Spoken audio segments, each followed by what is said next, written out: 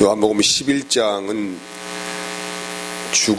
죽은 나사로를 살려내시는 이야기를 하고 있습니다. 그리고 예수님께서 그 나사로를 살기 전에 내가 부활이고 생명이라고 말씀하시죠.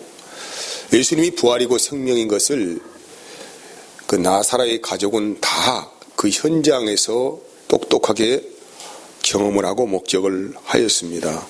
오늘 12장 1절의 말씀의 시작의 서두는 유월절 엿새 전에 예수께서 베다니에 이르시니로 시작합니다. 유월절은 이제 예수님이 십자가에 죽으시는 어린 양으로 오셔서 십자가에 죽으시는 그날이죠. 그래서 6일 앞두고 현재 예수님은 어디에 가셨냐면은 베단이라고 하는 마을에 들어가셨습니다. 이 베단이라고 하는 마을은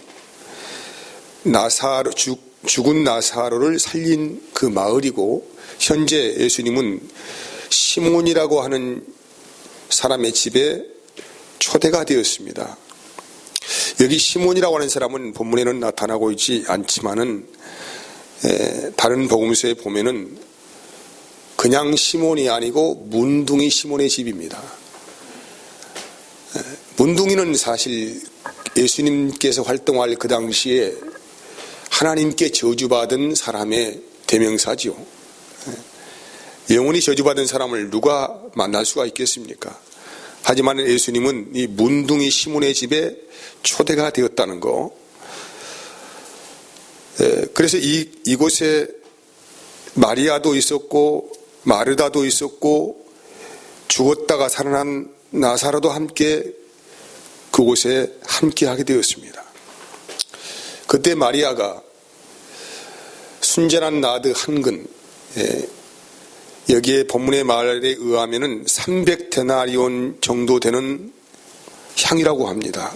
300데나리온 정도의 가격을 가지고 있는 향유는 대단히 값이 비싼 향유입니다.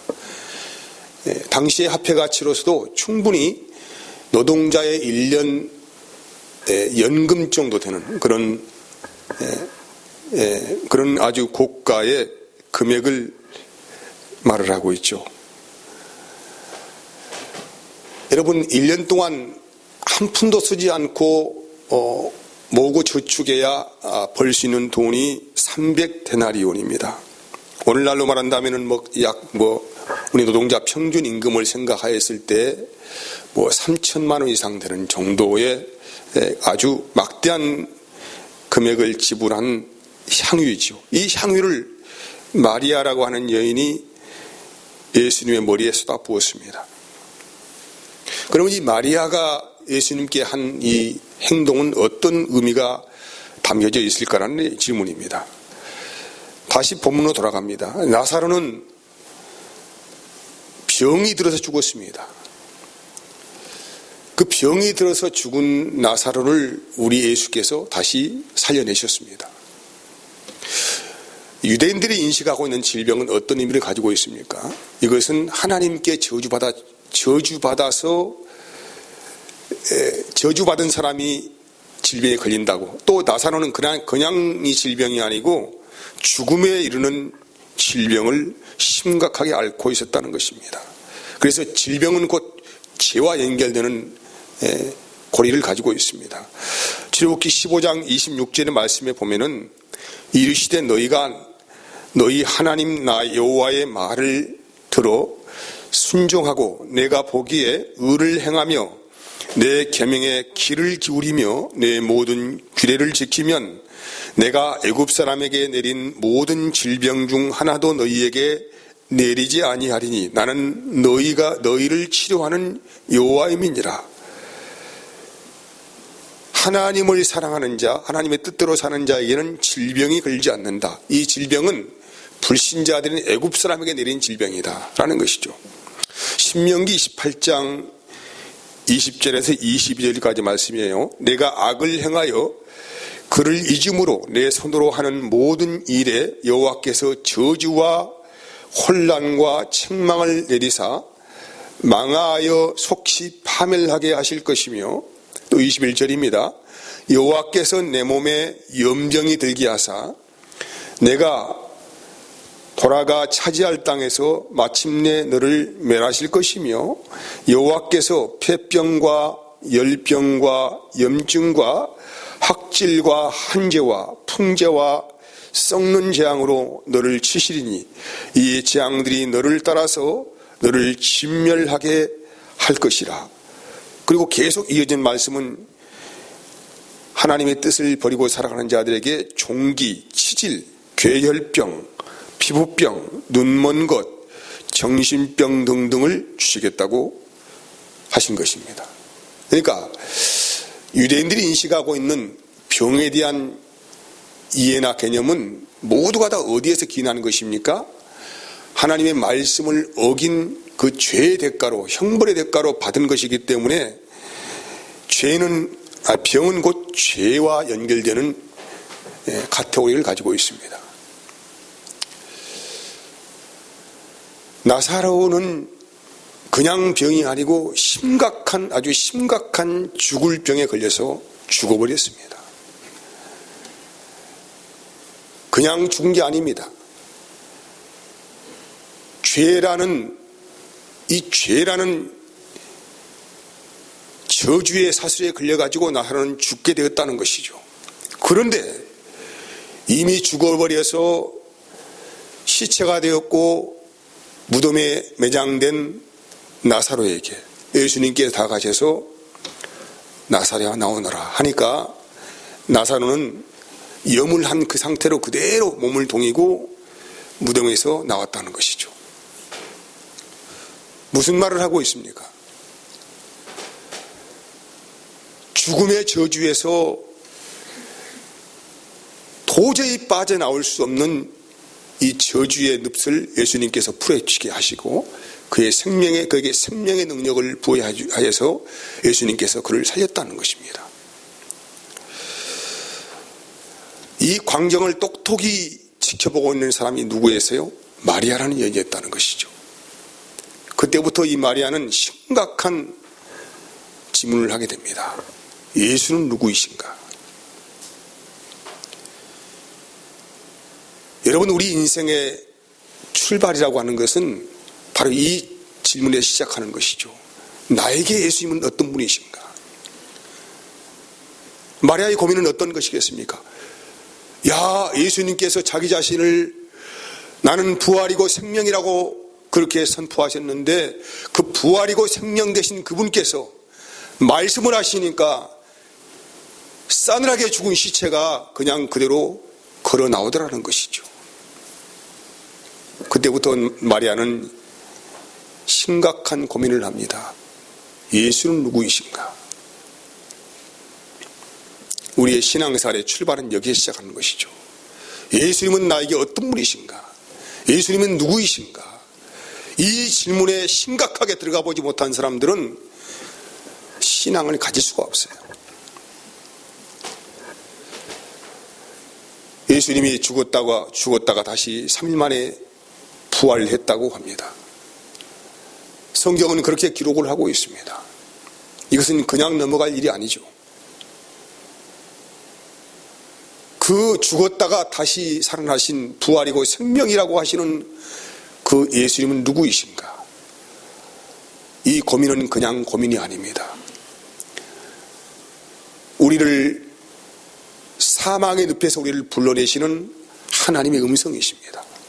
그래서 이 마리아는 이 심각한 고민 앞에 직면하게 되었고 예수는 누구이신가에 대한 그 질문을 계속하기 시작하였다는 것입니다. 그때 2월절 엿새 전에 예수님은 다시 그가 살고 있는 마을 베다니에 오게 되었고 문둥이 시몬의 집에 초대가 되었습니다. 그리고 여기에 함께 나사로의 집안 모든 사람들도 함께 이 잔치에 참석하게 되었다는 것이죠. 그때 마리아는 주저하지 아니하고 자기가 애지중지하고 있는 재산 목록 1호라고 할 수 있는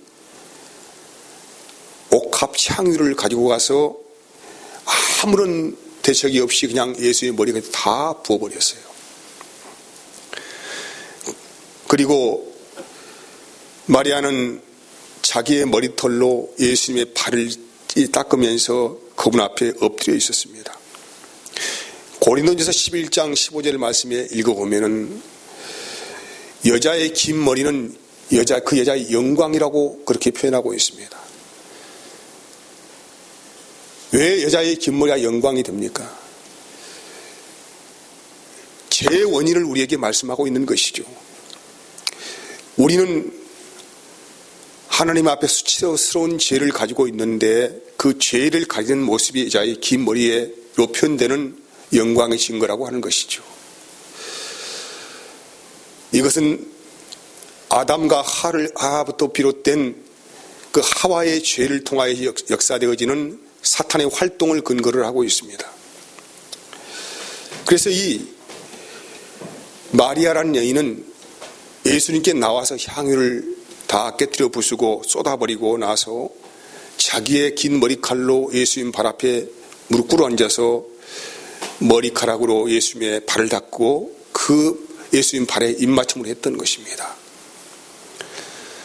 누가복음 7장에서는 동일한 사건 같이 보이는 한 곳이 있는데 한 바리새인의 집에 예수님이 초대가 되어서 식사를 하고 계셨습니다.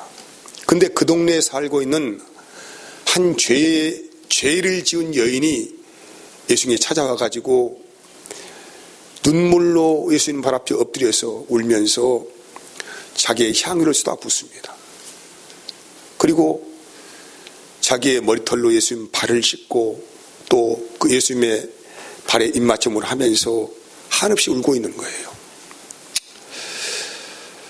아마 제가 정확하지는 않지만은 성경에 근거하여 말씀드리자면은 이 여인은 분명히 막달라 마리아라는 여인이고 이 여인은 어떤 은혜를 받았냐면은 7 귀신 들린 여인으로서 예수 만나서 치유받은 여인입니다. 사람이 그 당시에 7 귀신 들렸다고 하는 것은 완전히 하나님께 저주받은 인생이지요. 정신병으로 하나님이 치신 것입니다. 그런데 이 정신병으로 쳐버린 이 여인을 예수님께서 다시 이렇게 세우신 것이죠. 모든 사람이 저 여인은 도저히 하나님께 구원을 받을 수 없는 죄인이라고 그렇게 완전히 지목받은 그 상태에서 주님이 그를 만나시고 그를 다시 이렇게 세웠다는 것이죠. 근데 이 여인의 이 행동을 보고 거기에 있는 사람들이 다 조소를 합니다. 아니 저 예수란 분이 선지자라고 알고 있는데 저분이 정말 선지자라고 하면은 저 여자가 어떤 여인지를 알고 있을 것이다. 저 여인은 죄인이다, 죄인. 근데 죄인이 자기 옷자락을 만지고 있음에도 불구하고 저 선지자라고 하는 분은 아무 말씀도 하지 않고 있다 라고 조소를 하고 있습니다. 그때 예수님께서 비유의 말씀을 하시죠. 500데나리온 빚진 자와 50데나리온 빚진 자가 동시에 그 빚을 탕감받았는데 누가 더 탕감하여 준 자를 사랑하겠느냐, 이 질문입니다. 다시 말한다면 50데나리온을 탕감받은 자와 500데나리온을 탕감받은 자 누가 더 사랑하겠느냐, 이런 질문이죠. 여기에 사람은 말합니다. 당연히 더 많이 탕감받은 자가 사랑을 하겠지요 라고 말하자 예수님은 계속적으로 말씀하시는데 이 시몬과 인의 행동을 비교하면서 너는 나에게 발 씻을 물도 주지 않았지만 이 여자는 눈물로 나의 발을 씻어 주었다. 또 두 번째는 너는 내 입에 내 입을 맞추지도 아니하였는데 이 여자는 들어올 때부터 내 발에 입 맞추기 시작하였다. 세 번째는 너는 내 머리에 감람유도 붓지 아니하였는데 이 여인은 향유를 부었다고 하시면서 결론을 말씀하십니다. 많이 사함을 받은 자가 많이 사랑한다 라고 결론적인 말씀을 하셔요. 저주의 늪에서 하나님의 구원을 경험하지 못한 사람은 은혜를 알 수가 없습니다. 그리고 항상 머릿속에는 현실을 떠나지 않는 삶으로 항상 모든 것을 바라보고 평가하기 시작합니다. 그러니까 이 구원의 은혜를 받은 비밀을 간직한 사람만이 이 말씀을 이해하는 거예요.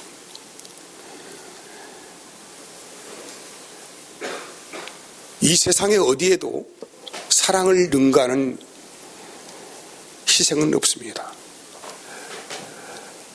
나사로의 사건으로 마리아는 엄청난 은혜를 받았습니다. 예수님이 누구이신가에 대한 심각한 자기 질문을 하게 되었고, 그녀는 거기에서 발견한 은혜가 뭐냐면은 죄인을 용서하신 하나님의 사랑을 경험했다는 것이죠. 자기 오빠 나사로의 죽음을 살리신 그 예수 그리스도. 아니, 어느 누가 이 죽은 자를 살릴 수가 있겠습니까? 그냥 죽은 자가 살아난 이야기가 아니고, 죽을 병에 걸려가지고 영원한 저주에 들어간 그 나사로를 다시 살리신 이가 누구이신가 이 말이죠.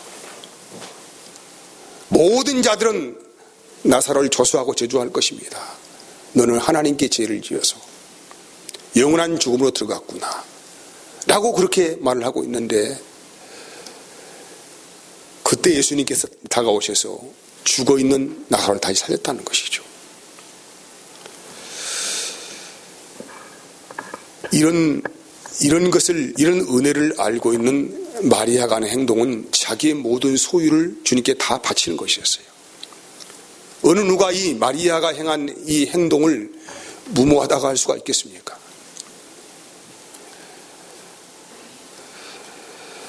우리가 주님을 사랑하여서 주님께 받은 은혜가 너무 감사하고 귀하여서 주 앞에 행하는 모든 헌신과 헌금이라고 하는 것들은 전혀 무모한 것이 아닙니다.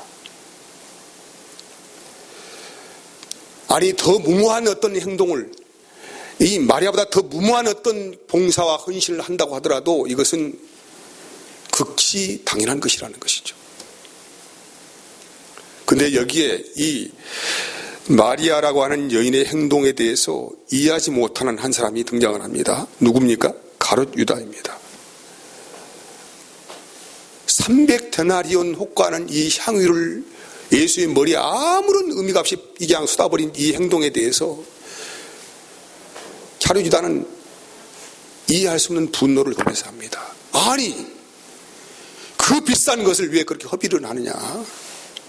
이걸 팔아가지고 가난한 사람을 구제하는 일에 사용하면 훨씬 더 가치가 있는 일임에도 불구하고 왜 이렇게는 허비를 하느냐?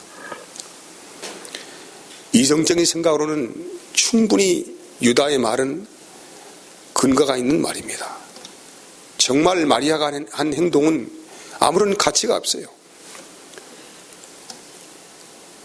한두 푼도 아니고 거액의 이 물건을 그냥 아무런 대가가 없이 그냥 쏟아버린 것입니다.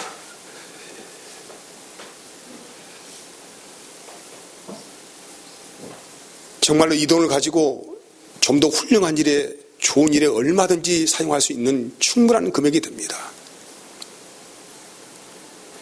하지만은 하나님의 은혜를 경험한, 주님의 사랑을 경험한, 그 용서하심을 경험한 마리아의 고백이라고 하는 것은 그런 이성적인 생각을 능가하는, 전혀 무모하지 않는 그 은혜를 받은 사람에게는 누구든지 할 수 있는 아주 합당한 헌신이고 합당한 행동이라고 우리는 생각할 수 있습니다.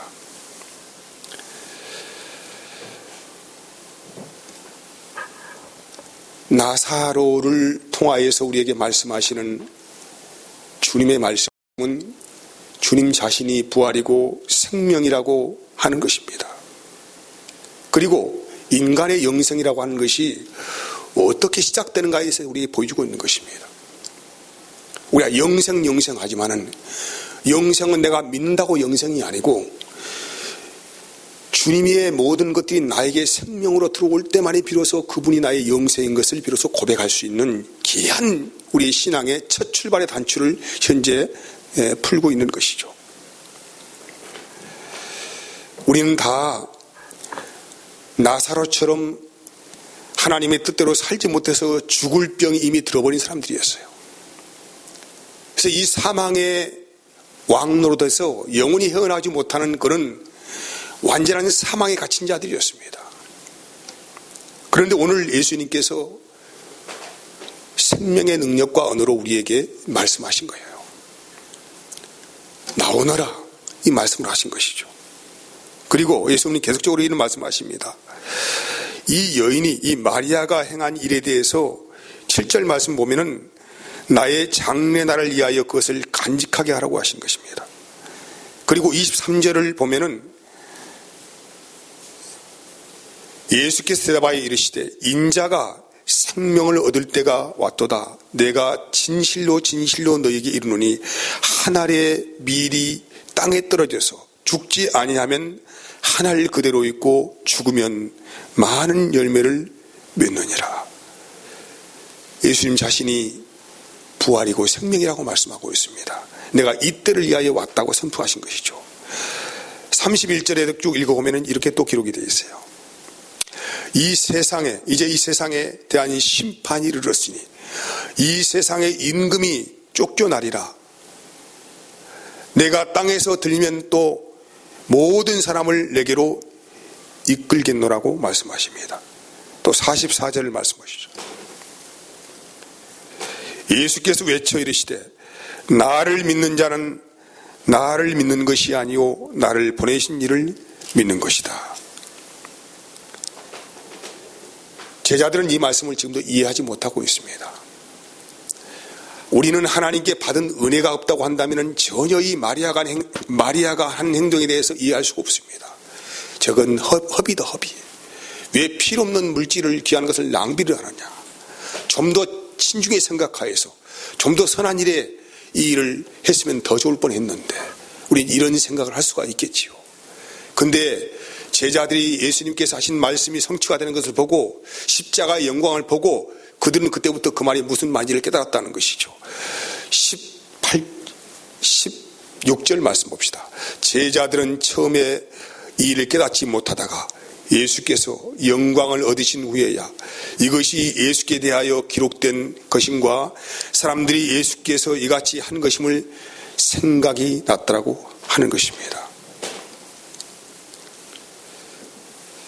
사랑하는 여러분, 예수님은 여러 번 예수님 자신이 죽으실 것과 부활하실 것을 여러 번 언급을 하셨습니다. 하지만 아무도 이 말씀에 대해서 심각하게 고민한 적도 없고 생각할 수 없었습니다. 도대체 무슨 말인가?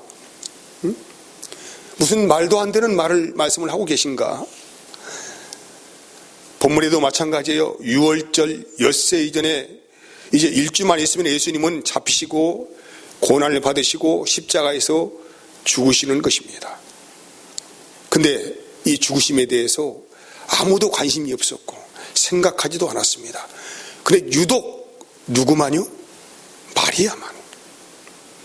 마리아만 직감적으로 이제 예수님께서 십자가 영광의 죽음으로 들어가시는구나. 누구만 알았어요? 마리아만. 그래서 예수님께서 말씀하시는 거예요. 나의 장래할 날을 위하여 그것을 간직하게 하라. 사랑하는 여러분, 자기 부인이 되지 아니하고는 우리는 마리아처럼 행동할 수가 없습니다. 여기에 여러분 생각해 보세요.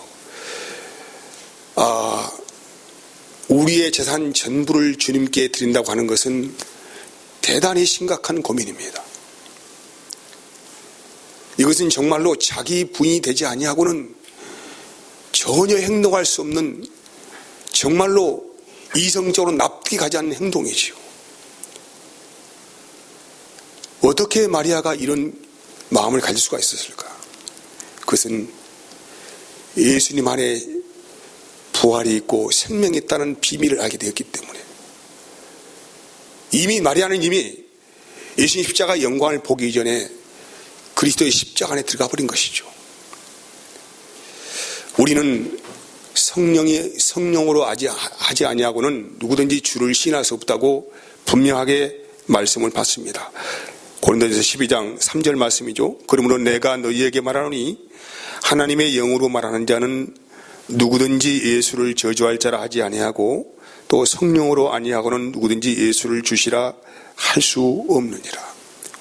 여러분과 제가 오늘 주님을 고백하는 것은 나의 생각이나 이성적인 판단이 아닙니다. 전적인 성령의 능력과 은혜 안에서 경험되어진 것이죠.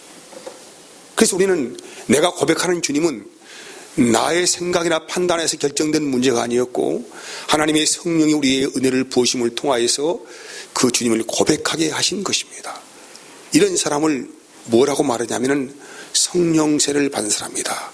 주님과 연합하여 죽은 사람이다. 이렇게 말하는 것이죠. 로마서 6장 3절에서 4절까지 말씀을 봅시다. 무릇 그리스도 예수와 합하여 세례를 받은 우리는 그의 죽으심과 합하여 세례받은 줄을 알지 못하느냐. 여러분, 우리가 예수님의 죽으심은 그냥 주님은 홀로 죽으신 것이 아니고 주님의 죽으심을 통하여서 나의 죽음을 보게 하는 은혜를 우리가 받습니다. 바로 이것을 주님과 연합하여 죽었다고 말하는 거예요. 그러니까 주님께서 십자가에 죽으시는 이런 은혜는 그냥 주어진 은혜가 아니고 나를 살리시는 은혜이기 때문에 내가 그 주님의 십자가의 죽으심과 동시에 나도 육신의 생각에 죽어버리고 성령 안에 들어가서 영으로 살아나는 그런 놀라운 체험이 있게 되는 것입니다. 이어진 말씀은 그러므로 우리가 그의 죽으심과 합하여 세례를 받음으로 그와 함께 장사가 되었나니 이는 아버지의 영광으로 말미암아 그리스도를 죽은 자 가운데서 살리심과 같이 우리로 또한 새 생명 가운데서 행하게 하려 함이라고 말씀을 하고 있습니다. 이것이 바로 성령으로 행하고 성령으로 사는 것입니다. 성령을 받지 않은 사람은 마리아가 행한 행동이 전혀 무가치한 것이라고 생각을 합니다. 그리고 모든 일을 이성적으로 판단합니다. 여러분, 우리가 어떤 일을 할 때에 사실 하나님의 능력 안에서 모든 걸 생각하지 않냐면은 우리의 이성은 굉장히 빠르게 돌아갑니다. 현재 일, 내일 일, 장래일, 그 안에서 모든 걸 생각하고 소화하려고 하죠. 우리가 생각하는 한계는 바로 거기에 갇혀 있습니다. 현재일, 내일, 장래일입니다. 우리는 이 안에서 모든 걸 행하려고 하는 것이죠. 근데 오늘 여기에 마리아가 한 행동은 장래일이 있었습니까? 내일을 염려할 일이 있었습니까? 이미 그는 십자가의 능력 안에 들어가서 완전한 자기 부인 상태로 들어가서 영원한 영생의 세계로 들어간 것입니다. 그리스도인 이 세상에 살아가면서 이 세상 일을 가지고 하나님의 일을 하려고 하는 것이 아니죠. 우리는 이미 영원한 영생의 시간 안으로 들어가서 이 세상을 바라보기 때문에 우리가 충분히 주를 위하여서 고난받는 것도 기뻐할 수 있다는 것이죠. 그래서 사도 바울은 그의 삶의 전체를 통하여서 모든 일의 초점을 그리스도의 좋은 군사가 되어라. 그리스도와 함께 고난에 들어가라. 왜? 우리가 인간적으로 생각하여 보면 사도 바울의 일생은 정말로 허무하기 그지없습니다. 그는 아무것도 자기 자신에 대해서 예비한 것도 없고 준비한 것도 없습니다. 오직 그는 부활의 생명 안에서 그의 모든 삶을 던지고 살았기 때문에 그는 그리스도의 좋은 군사가 되어서 그리스도 안에서 고난받기를 기뻐하며 살아갔다는 것입니다. 사랑하는 여러분, 오늘 우리는 이성적인 생각을 끝쳐버리고 자기 부인의 세계로 들어가야 합니다. 그리고 마리아의 헌신은 대단히 가치가 있는 것이다. 십자가 안에서 자기 자신을 부인하지 아니하고는 주님께 이렇게 할 수 없는 그런 성령으로 행한 일이라는 것을 우리는 대단히 가치 있게 바라봐야 한다는 것입니다. 우리의 모든 생각은 항상 하나님의 뜻이 이루어지는 모든 일에 우리의 초점을 맞추고 그리스도의 구속사에게 동참하는 삶으로 살아가는 것을 통하여서 성령으로 행하고 성령으로 말하고 성령으로 살아가는 그 모든 고백으로 역사되기를 진심으로 바라고 원합니다. 여러분의 삶 가운데서 그리스도와 함께 장사된 바 되고 이미 그리스도와 함께 죽고 세받은 삶을 통하여서 성령의 역사 안에서 끝없이 산소망 가운데서 영생 안으로 살아가는 그런 축복이 끊이지 않기를 진심으로 축복합니다. 기도하겠습니다. 하나님 감사합니다.